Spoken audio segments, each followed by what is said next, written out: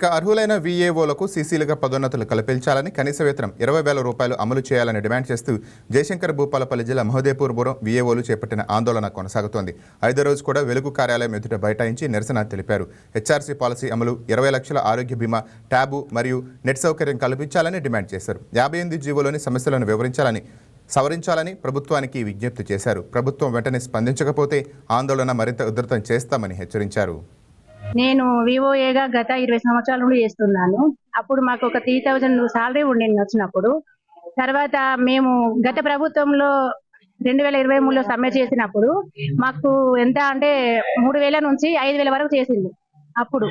ఆ తర్వాత మేము అధికారంలోకి వస్తే మీకు 18,000 నుంచి 26,000 వరకు చేస్తా అని మాకు కాంగ్రెస్ పార్టీ వాళ్ళు అభయం ఇచ్చిండ్రు. అప్పుడు సరే అనుకున్నాం. మేము ఈ రోజు మా మహిళలందరినీ మేము సమన్వయం చేసి ఈ పార్టీ గెలవడానికి కారణమై సీఏలు ఎంతో కష్టపడి మాకు కూడా ఏదో ఉపాధి కల్పిస్తారు కావచ్చు అని మేము ఎంతో కష్టపడి ఇలా ఈ ప్రభుత్వం తీసుకొచ్చినాం. నిజంగా ఆ సార్ కూడా మమ్మల్ని మర్చిపోతలేడు. ఇవాళ ఇట్లా ఉన్నామంటే కేవలం మహిళల వల్లనే అని సార్ కూడా మమ్మల్ని గుర్తు చేస్తాడు. కానీ మాకు ఈ 5,000 సాలరీతో మేము ఏం చేస్తాం అని అది గుర్తిస్తలేడు. కానీ మాకు ఈ 5,000 సాలరీ మా కడుపుకు సరిపోతలేదు కాబట్టి మాకు 26,000 సాలరీ కనీస వేతనం కల్పించాలి, ట్యాబ్ సౌకర్యం కల్పించాలి. ప్రతి ఒక్క పని మేమే చేయాలి వివోఏలుగా.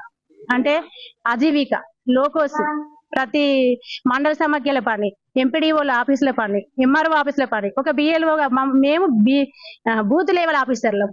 మా 5,000 సాలరీ కానీ మేము ఒక బూత్ లెవెల్ ఆఫీసర్లం. మాకు ఎట్లా అంటే ఇంటి ముందుకు ఒక భిక్ష వస్తే వేస్తారు 1,000 రూపాయలు.